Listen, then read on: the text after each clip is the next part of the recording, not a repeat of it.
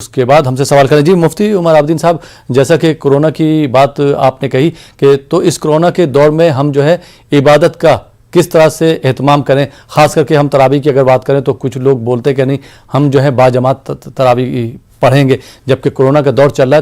تو ایسے وقت میں کیا ہم گھر پر تراویح کا اہتمام کر سکتے ہیں 3-4 لوگ گھر پہ مل کر؟ جی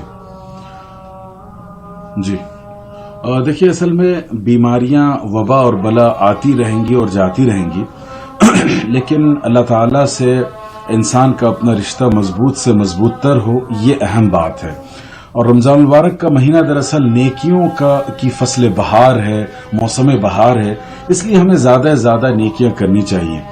اب دوسری بات یہ ہے کہ اس کرونا وائرس کے دور میں جو عبادتیں اجتماعی نوعیت کی ہیں انہیں ہم کیسے ادا کریں. مثال کے طور پر 5 وقتہ نمازیں ہیں، پھر اس کے بعد نماز تراویح ہے، تو ان کو ادا کرنے کا کیا طریقہ ہوگا؟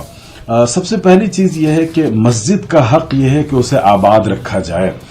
اب اس آباد رکھنے میں ہمیں جو طبی یا میڈیکل گائیڈ لائن فراہم کی گئی ہے اس کا لحاظ رکھنا ازبز ضروری ہے.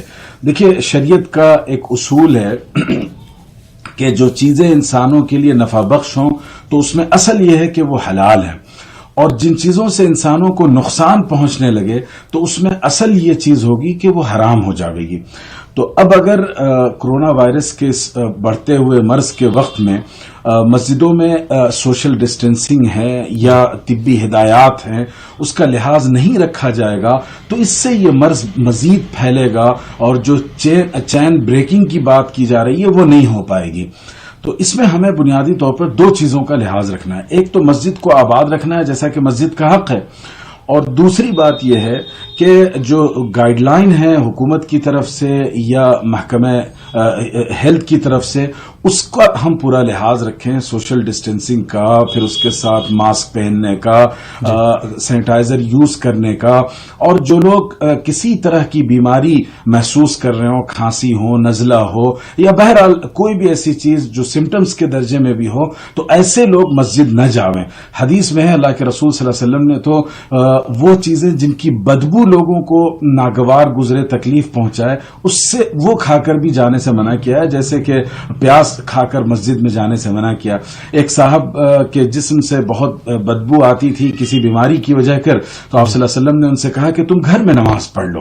تو اس لیے اگر کسی کو سمٹمز ہو یا کوئی کسی بھی طرح کی بیماری ہو تو ان لوگوں کو چاہیے کہ وہ گھر میں نماز ادا کر لیں، چاہے 5 وقتہ نماز ہو یا تراویح کی نماز ہو.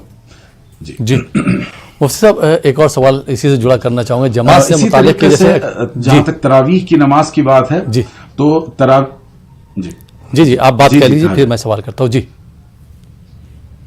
مفتی صاحب کنٹینیو.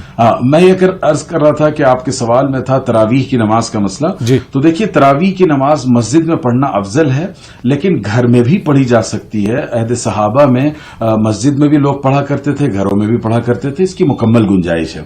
تو چند افراد جو متعینہ ہوں، وہ جو منیمم ریکوائرمنٹ ہو جماعت کے لیے، یا اس سے کچھ زائد افراد مسجد کو آباد رکھنے کے لیے وہاں تراویح پڑھ لیں، اور بقیہ لوگ جو ہے گھروں میں اگر تراویح پڑھیں تو اس میں کوئی مذائقہ نہیں ہے. شرعی اعتبار سے اس کی پوری گنجائش ہے.